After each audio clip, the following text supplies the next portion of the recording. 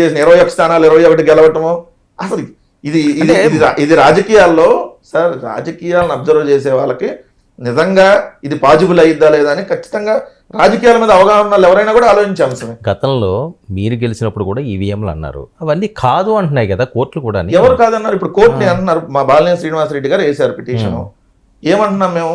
బాబు, మేము అడిగినటువంటి పోలింగ్ బూతుల్లో పోలైనటువంటి ఓట్లు వీవీప్యాట్లు ఈక్వల్ రావాలి. అంటే ఆ పోలైనటువంటి ఓట్లు లో ఇప్పుడు వైఎస్ఆర్ కాంగ్రెస్ పార్టీకి 100 పడ్డాయి అనుకోండి, 100 వీవీప్యాట్లు వైఎస్ఆర్ కాంగ్రెస్ పార్టీ చూపించాలి. అది మేము అడుగుతుంటే లేదు, మేము మాక్ పోలింగ్ నిర్వహిస్తాం అంటుంది ఈసీ. ఇదే ఎలక్షన్ కమిషనర్ మొన్న 26వ తారీఖు అనుకుంటా, 26వ తారీఖు మొత్తం ఇవన్నీ స్పాయిల్ చేసేసేయండి, మొత్తం అన్ని ధ్వంసం చేసేయండి, ఇంకా అవసరం లేదని చెప్పి సర్క్యులర్ జారీ చేస్తాడు. ఎట్లా చేస్తాడు? 45 రోజులు టైం ఉంటుంది. ఆల్రెడీ 4వ తారీఖు రిజల్ట్ వచ్చింది జూన్. సో జూన్ నెలలోనే మళ్ళీ ఆయన ఇచ్చేస్తున్నాడు, మొత్తం ఇవన్నీ ధ్వంసం చేసేయండి. ఇప్పుడు ఏంటి మళ్ళీ ఎన్నికలు కావాలా వైసీపీకి? రాష్ట్రపతి పాలన కావాలా? ఒక మాట నేను చెప్తా, మీరు మంచిగా పరిపాలించండి అంటున్నా. మంచిగానే పరిపాలిస్తున్నారు. మంచిగా పరిపాలించండి అంటున్నా. మీరు మంచిగా పరిపాలిస్తే మేము క్వశ్చన్ చేసే అంశం ఉండదు కదా. మీరు మంచిగా పరిపాలించకుండా మీరు చెప్పినటువంటి హామీలను అమలు చేయమని అడుగుతా ఉన్నాం. రోజుకొక అత్యాచారం జరుగుతా, హత్యలు జరుగుతా ఉంటే నోరు ఎందుకు మెదపట్లేదు? చేయకపోతే వాళ్ళకి ముఖ్యమంత్రి గారు అని అడుగుతా. కాదు, ఇప్పుడు చేయకపోతే వాళ్ళకి ఇబ్బంది కదా రేపు ఎలక్షన్ లోని. అట్లా ఇప్పుడు వాళ్ళకి ఇబ్బంది అనేది 5 ఏళ్ల తర్వాత, ప్రజలు ఇబ్బంది పడుతున్నారు కదా. ఈ 5 ఏళ్ళలో మీ పరిస్థితి ఏంటి? ఎందుకు ఏముంది, రోజు డిబేట్లకు అటెండ్ అవడం. వెంకటరెడ్డి గారు ఎక్కడ కనిపించట్లేదు డిబేట్ లో. దగ్గర రాలేదు కానీ మిగిలిన దగ్గరకు వస్తున్నా. అంటే మీ ఛానల్కి వెళ్తున్నారా? మా ఛానల్ కానీ కాదు కానీ. ఎందుకు భయపడుతున్నారా జన సైనికులు అంటే? ఒకటి సార్, మేము అధికారంలో ఉన్నా ప్రతిపక్షంలో ఉన్నా మాకు అవతల 3 పార్టీలు మాకు వ్యతిరేకమే. అవును, మరి మీరు సింహాలు కదా. 3 పార్టీలు వ్యతిరేకమే కదా. సో మేము కామన్ గా ఫేస్ చేయాల్సిందే అది. ఇప్పుడు చూడండి, మీరు డిబేట్ చేస్తారు, తెలుగుదేశాన్ని పిలుస్తారు, జనసేన పిలుస్తారు, వాళ్ళిద్దరు ఒకటే కదా. మేమే ఒకళ్ళమే వచ్చి మాట్లాడతాం. మరి అలా 1-to-1 చేసుకోవాలి. ఇంకా డిబేట్లే చేయకూడదు. మేము వచ్చి ఒకళ్ళమే మాట్లాడతాం. అయినా కూడా మేము అక్కడ కూడా వెనకడుగు వేసే ప్రసక్తి లేదు అంటున్నాం. ఇవన్నీ అలవాటు అయిపోయింది సార్. వాళ్ళు ఎన్ని రకాల బురద జల్లుతారు, చల్లనండి. రోజు ఒకేలాగా ఉండదు కదా. ఎవరు శాశ్వతంగా ఇప్పుడు తెలుసుకున్నారా రోజు ఒకేలా ఉండదు అని? నేను తెలుసుకోవటం అని కాదు సార్.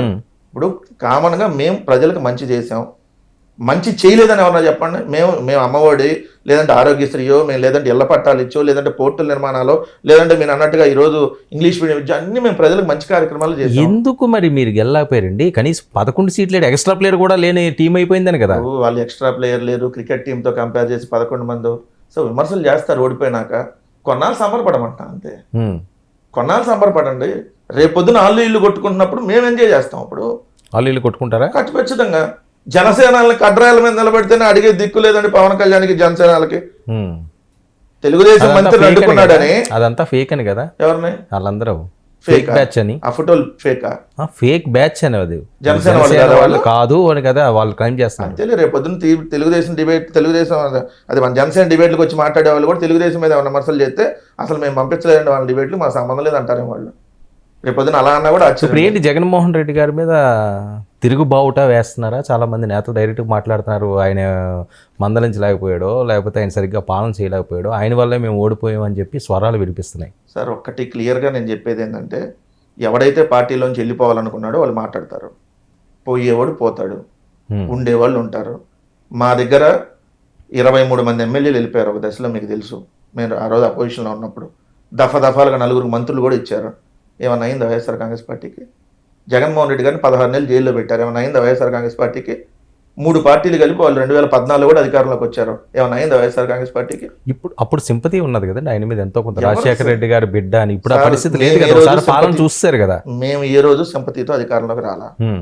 మేము ఇచ్చిన మేనిఫెస్టో ఇది, మేము అధికారంలోకి వస్తే ఇది అమలు చేస్తామని మేము ఎన్నికలకు వెళ్ళాం, మేము గెలిచాం, మేము అమలు చేసాం, మేము ఇంతకంటే చేయలేమని చెప్పాం. లేదు ఇంతకు 4 గంటలు చేస్తామన్నారు. వర్మ గారు మీకు 15,000, అది కెమెరామెన్ అన్న మీకు 15,000, అన్న మీకు 15,000, లేదా మీకు 18,000, మీకు 25,000. మేము చెప్పలేదు కదా అట్లా. మేము ఏం చేయగలమో అయ్యే చెప్పాం.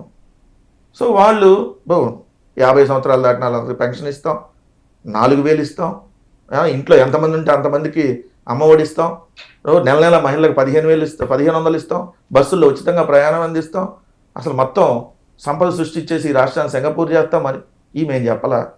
అవి చెప్పి నమ్మారేమో ప్రజలు. నమ్మి కూడా అధికారం ఇచ్చారేమో. అంతేగాని మీ అమలు మంత్రులు మీ ఎమ్మెల్యేలు వాళ్ళ నోటి దురుసుతనం ఇష్టం వచ్చినట్లుగా బహిరంగంగా మాట్లాడి అందరితోటి ఈరోజు అనిపించుకుండి ఓడిపోయి స్టేజ్కి రావడం ఇవేవి కూడా తప్పులు కాదా వైఎస్ఆర్సీపీవి? సార్ మా ఎమ్మెల్యే ఎవరినన్నా పేకలు బీసి చంపేస్తా అన్నాడా? అరే నా డాషులారా చెప్పులు తీసుకుందంతా ఎమ్మెల్యే నా డాషులారా అని ఏమన్నా అన్నావా మేము? పవన్ అంటే కళ్యాణ్ ఆ పరిస్థితి తీసుకొచ్చారని కదా ఒకసారి ఫస్ట్ అయింది. అవతల వాళ్ళు మాట్లాడేదాన్ని బట్టి ఎక్కడన్నా కొంత ఒకసారి మాట